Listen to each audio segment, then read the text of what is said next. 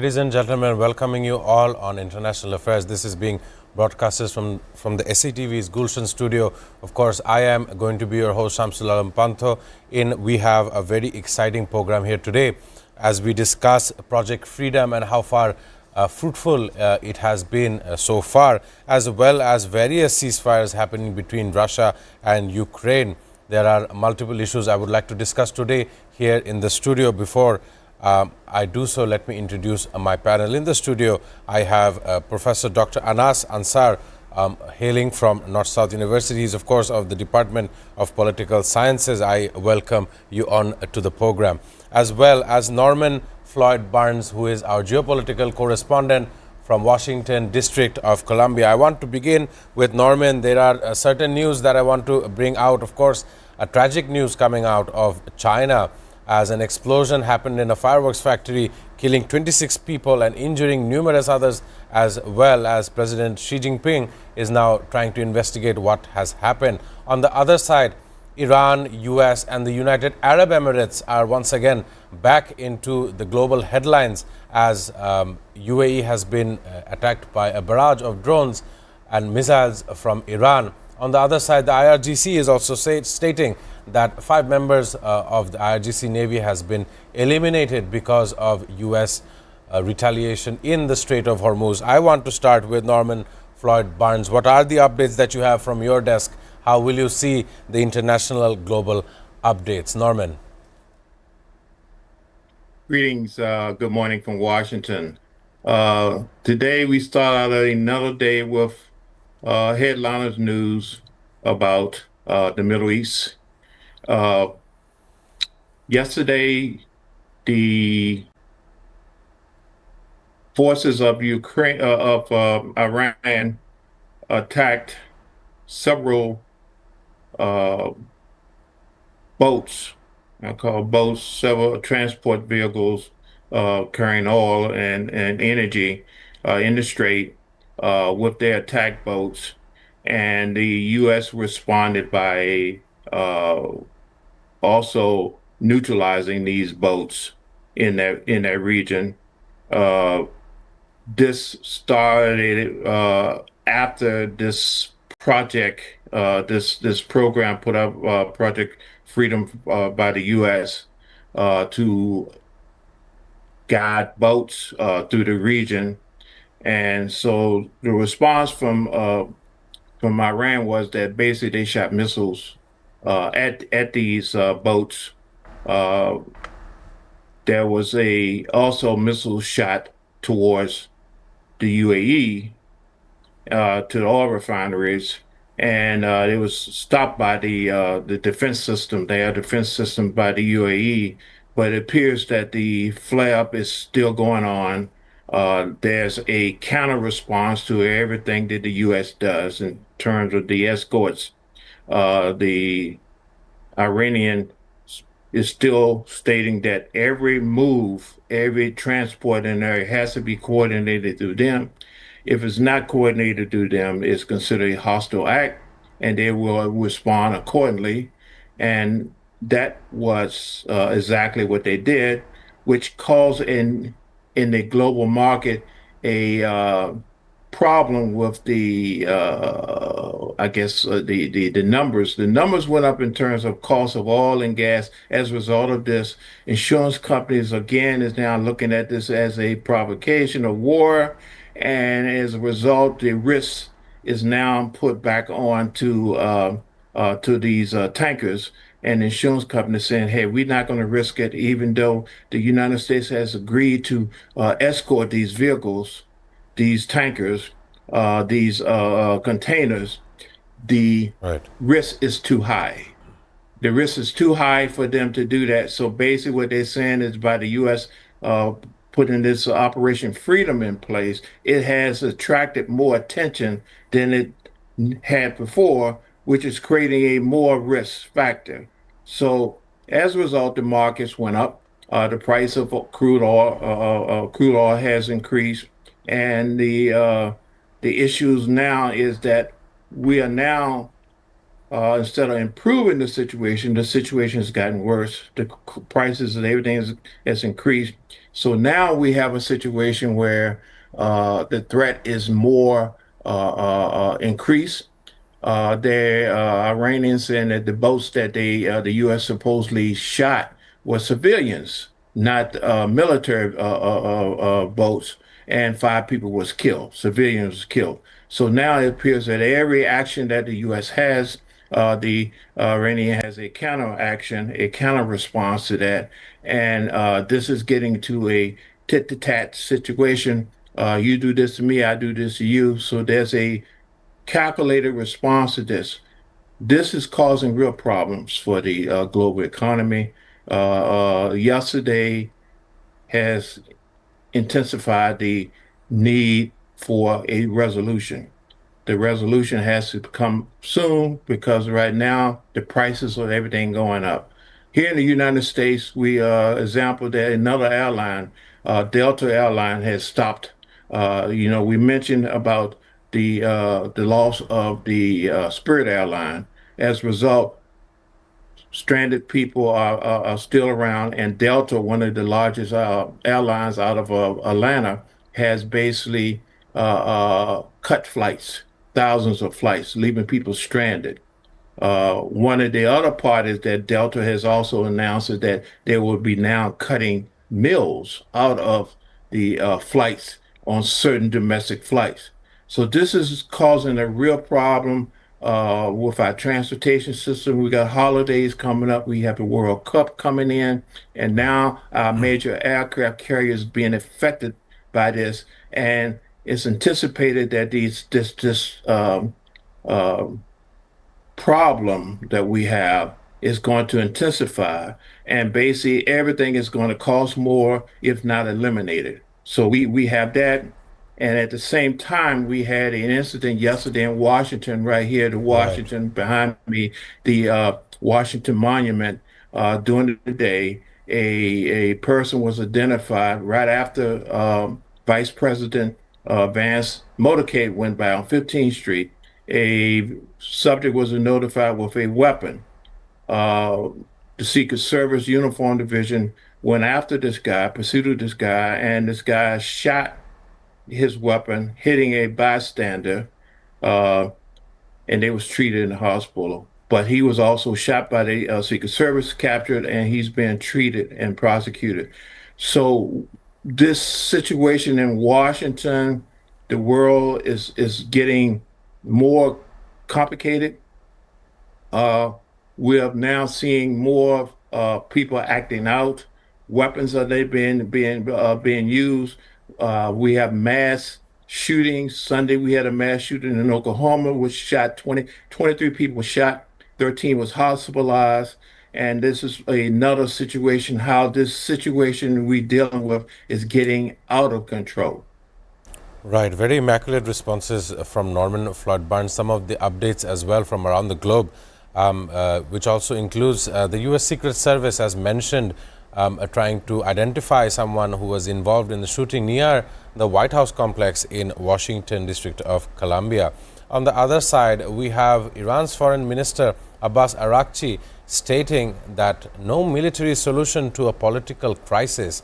And that is how he framed it in the situation in the Middle East as well as the Strait of Hormuz. I want to come in the studio with Dr. Anas Ansar. Sir, you were hearing Norman Floyd Barnes trying to project how he felt regarding some of these issues in the Middle East. We see countless times that United Arab Emirates is the one that is being targeted relentlessly by Iran. And I believe it's an easier target for Iran to somewhat project their power over the Strait of Hormuz into that territory. However, United States President Donald Trump, he has stated that he will blow them to smithereens to some sort if they were to stop or halt the processes of Project Freedom. How would you value this updating story?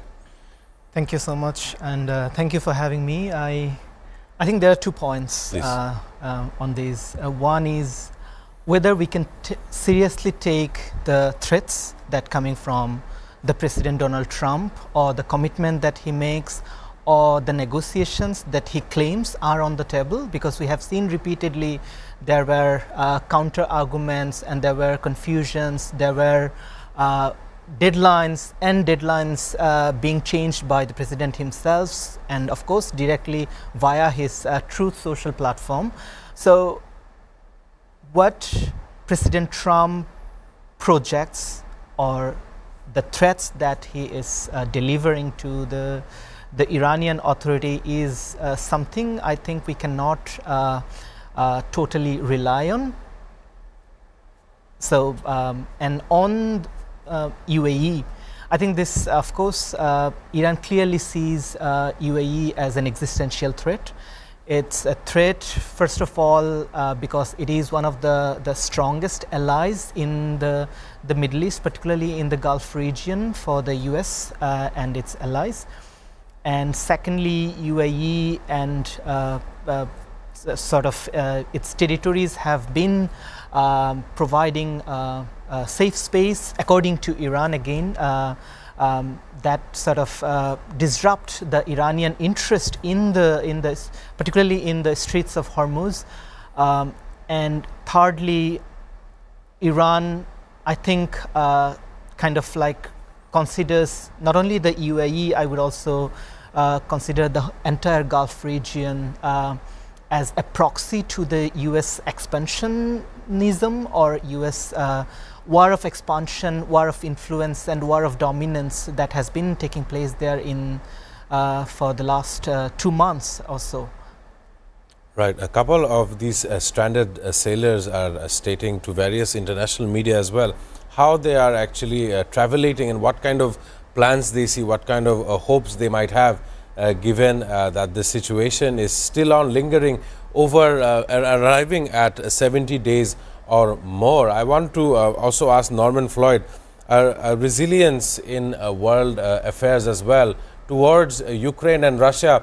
We see a ceasefire in competing ceasefires. However, I want to continue to focus in the Middle East. The top negotiator for last month's US-Iran talks, the Speaker of the Parliament, is stating that Project Freedom is going to, the new equation in the Strait of Hormuz is being solidified, and Project Freedom will not have any kind of effect on the status quo. And that is what I want to ask Norman Floyd. It's a different type of strategy. The status quo was all the ships had freedom of passage, freedom of navigation under the existing laws of the UN Charter. But however, this time around, a certain toll collection, a certain a payment scheme is also invoked across this strait, and that is exactly why Project Freedom is being released into my opinion as well. I want to ask the economic strains it may have in the surrounding neighborhoods, as we've continuously been talking about how it already has affected some underdeveloped economies in the Sahel, in states such as Somalia, Sudan, as well as Yemen, because they're heavily reliant on shipping through the Strait of Hormuz. I want to get a remark from you how you are seeing this issue that is growing on. Thank you for the opportunity to address this. But my viewpoint and analysis of this is that it's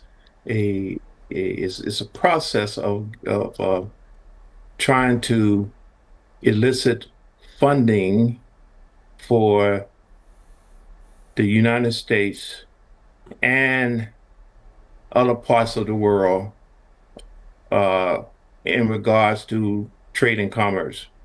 What I mean is basically the area has been used as a choke point to ensure that the prices of energy, which emanates from this area, energy resources, gas, fuel, fertilizers, food sources, everything else comes from this area right now. As long as this blockade is in place on both sides, the prices of everything goes up, increase heavily. Beneficiaries of this will be countries like Russia and the United States. And the reason is that they have a supply of surplus supply of energy, oil, gas, whatever. And as the prices go up as a result of this stagnation and this conflict in that area, the cost of everything goes up. And the ones who have a surplus can now pass that premium over to the consumer. So basically, as we create this situation of trying to open it up for people using military tactics, using blockades, using this escort prices sources, the insurance companies look at it as different, as risk, pure risk. It could happen, has happened. This is what's going on, and they do not want to insure anything that could possibly create a loss. So premiums goes up, prices goes up, and the people who have the resources not in that region that can provide sources, they will benefit greatly from this. Trillions of dollars are being made by Russia, and the same thing for our oil industry here in the United States. Venezuela, which we now have control over. Now the Western Hemisphere has money coming in, even though we're spending millions of dollars, billions of dollars on the so-called defense of the American and the global world and opening up the strait, the defense of having that over there. By having us there, by having the military there, creates a risk, which increases the cost of everything. Insurance goes up, prices goes up, premium goes up, and in turn, you create your own situation where basically I'm creating I'm helping people, but I'm also helping myself more. Right. Thank you. Quite important remarks regarding economic strains that we are going to see in the coming days.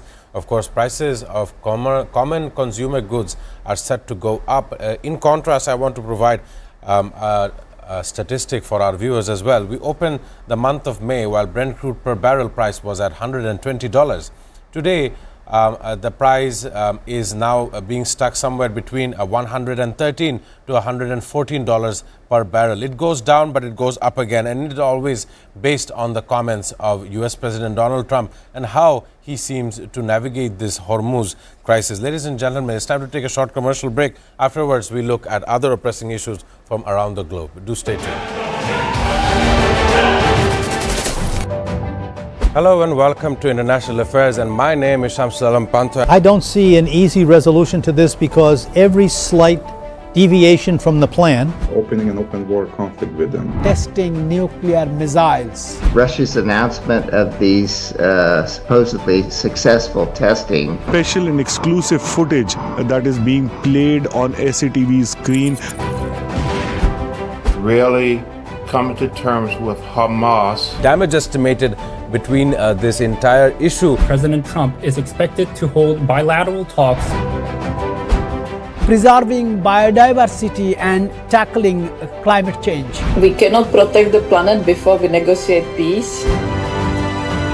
Where is it going? Is it understanding the needs of its people before the needs of this global world? For China to come to agreement, They will face better projects. with Presidency of China and President Lee of South Korea. Trump's White House that is in favor of these things. simply not enough action being taken to address the problem of fossil fuels. What their plan initially is towards the Caribbean, a place that has been met with two types of disasters. Bangladeshi students at the same level of opportunity internationally and domestically.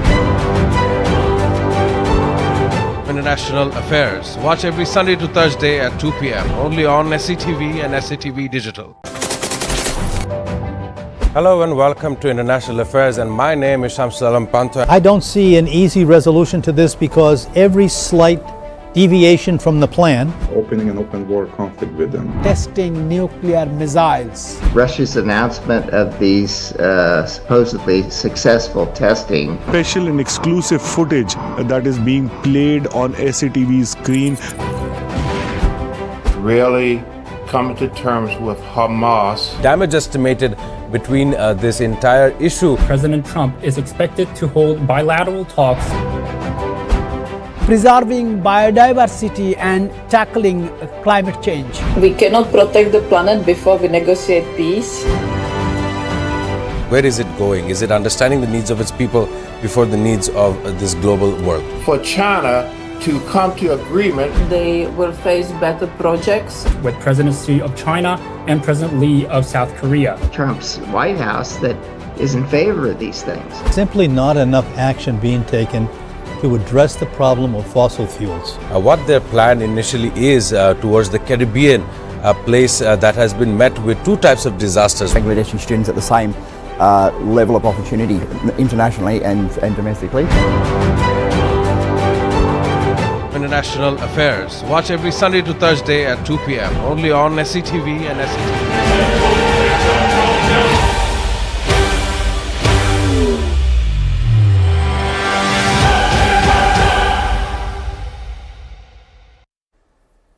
Welcoming all our viewers back on International Affairs. Of course, in the studio today, I'm joined with Dr. Anas Ansar.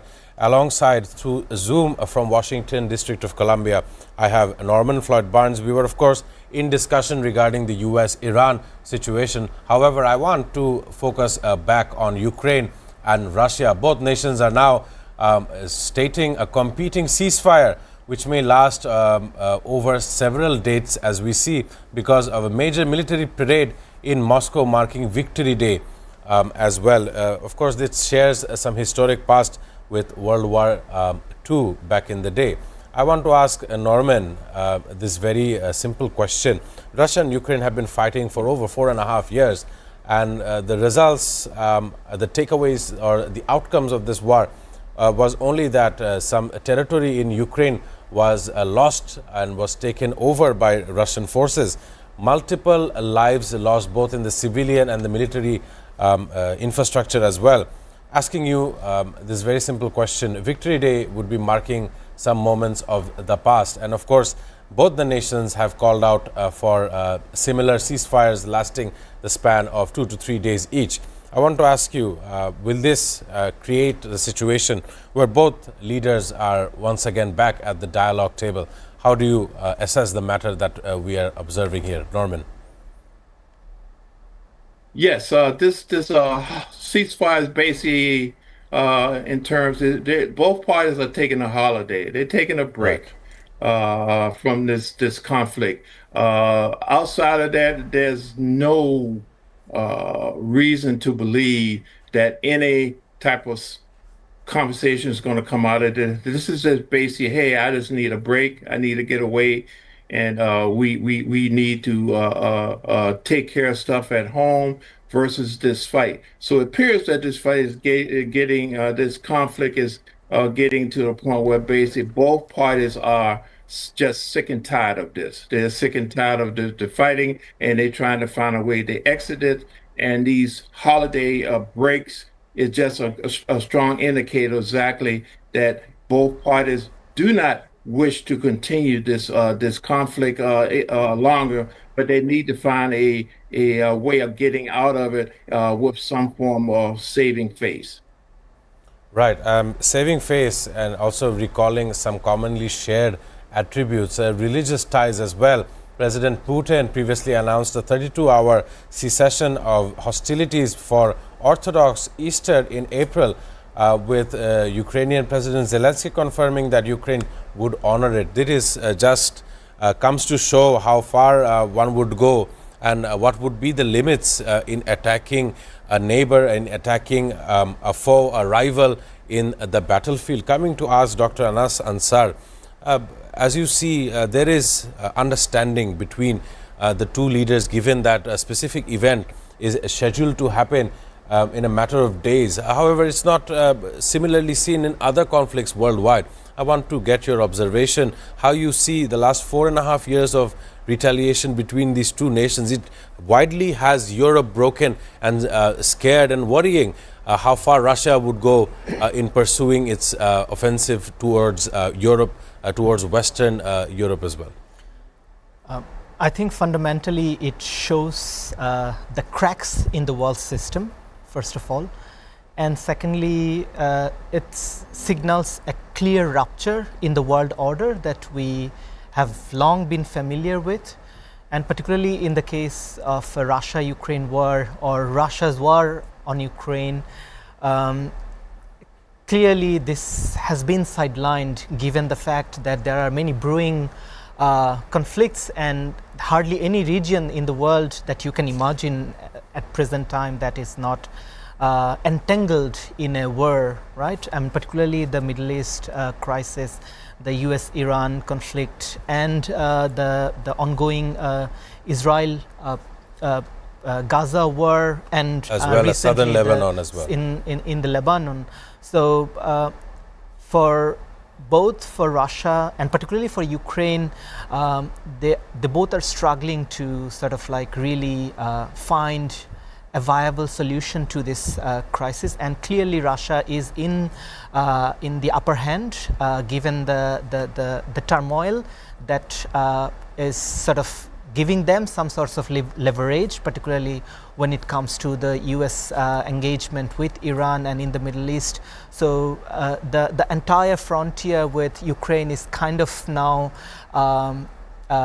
invisible in the world sort of scenario, and Russia has been expanding lately, and the declared or the announced again open-ended truce between Russia and Ukraine is, I think, rather symbolic than probably any meaningful step towards solution to bring peace and order in the region. Right.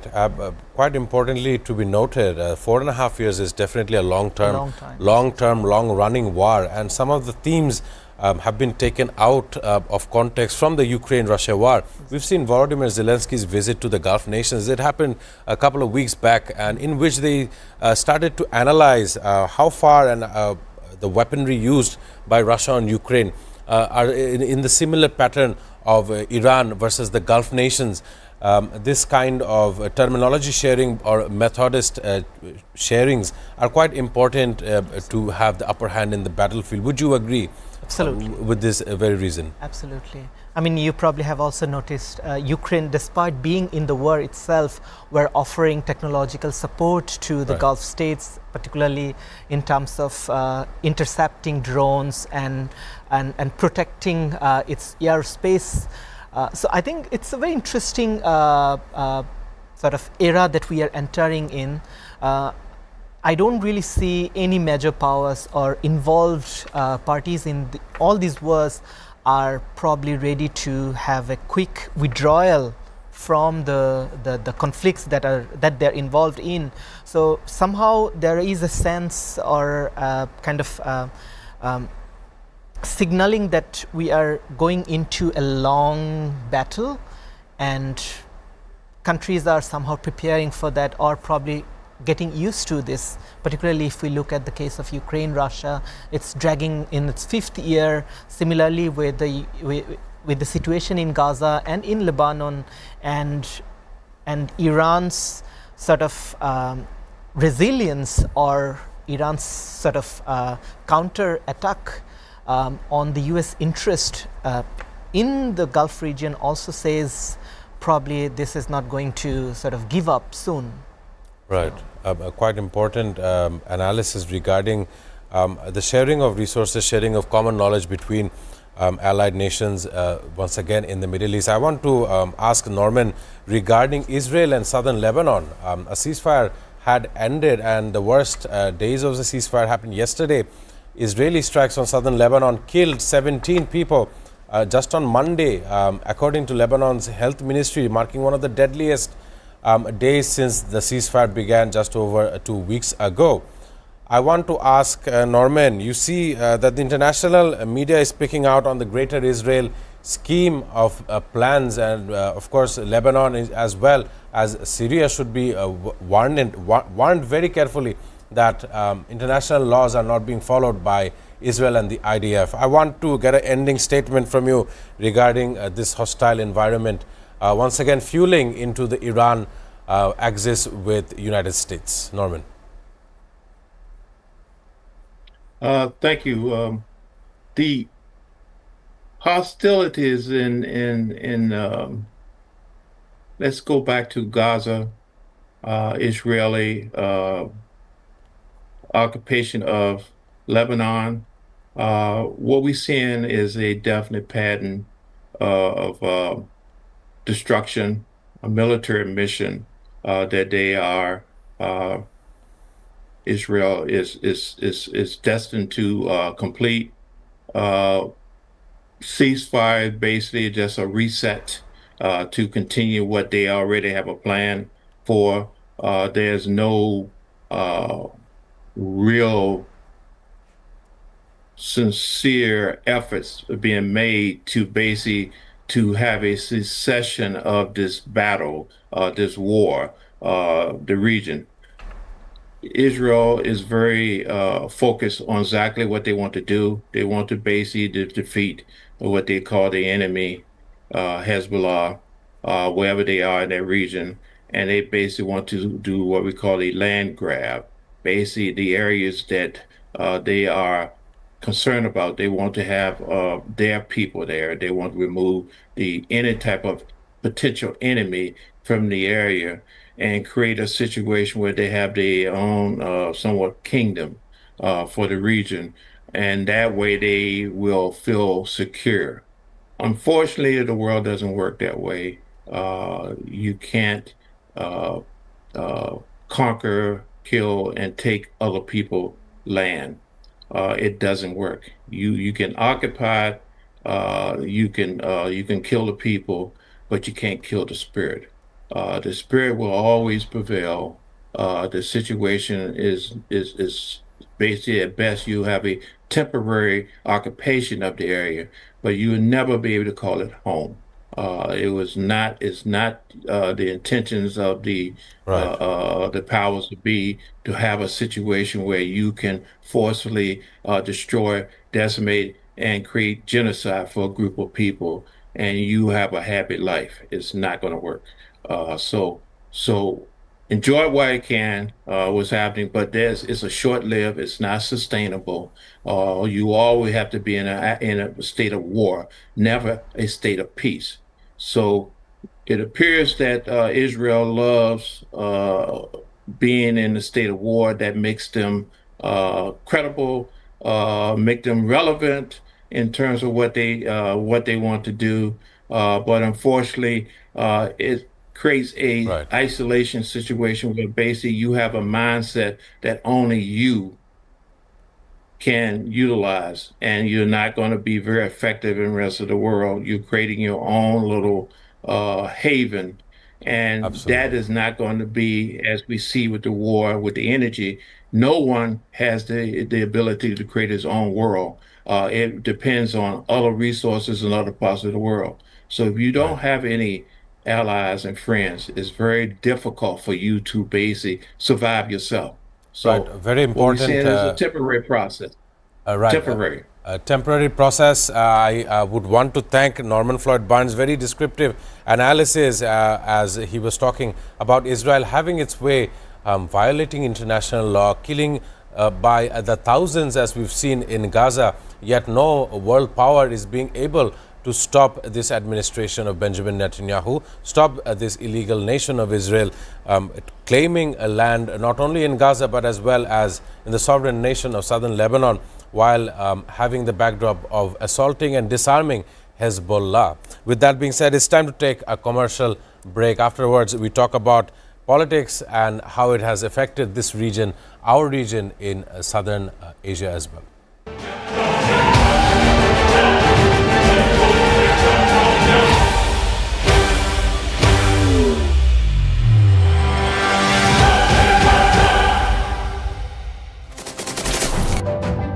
Hello and welcome to International Affairs, and my name is Shamsul Alam Pantho. I don't see an easy resolution to this because every slight deviation from the plan, opening an open war conflict with them, testing nuclear missiles, Russia's announcement of these supposedly successful testing, special and exclusive footage that is being played on SATV screen,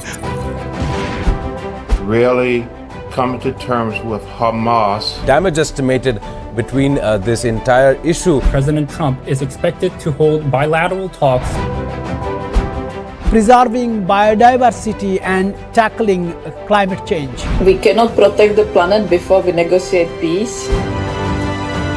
Where is it going? Is it understanding the needs of its people before the needs of this global world? For China to come to agreement, They will face better projects. with presidency of China and President Lee of South Korea. Trump's White House that is in favor of these things. Simply not enough action being taken to address the problem of fossil fuels. What their plan initially is towards the Caribbean, a place that has been met with two types of disasters. Bangladeshi students at the same level of opportunity internationally and domestically. International Affairs. Watch every Sunday to Thursday at 2 p.m. only on SATV and SATV Digital. Hello and welcome to International Affairs, and my name is Shamsul Alam Pantho. I don't see an easy resolution to this because every slight deviation from the plan Opening an open war conflict with them. Testing nuclear missiles. Russia's announcement of these supposedly successful testing. Special and exclusive footage that is being played on SATV's screen. really coming to terms with Hamas. Damage estimated between this entire issue. President Trump is expected to hold bilateral talks Preserving biodiversity and tackling climate change. We cannot protect the planet before we negotiate peace. Where is it going? Is it understanding the needs of its people before the needs of this global world? For China to come to agreement, They will face better projects. with presidency of China and President Lee of South Korea. Trump's White House that is in favor of these things. simply not enough action being taken to address the problem of fossil fuels. What their plan initially is towards the Caribbean, a place that has been met with two types of disasters. Bangladeshi students at the same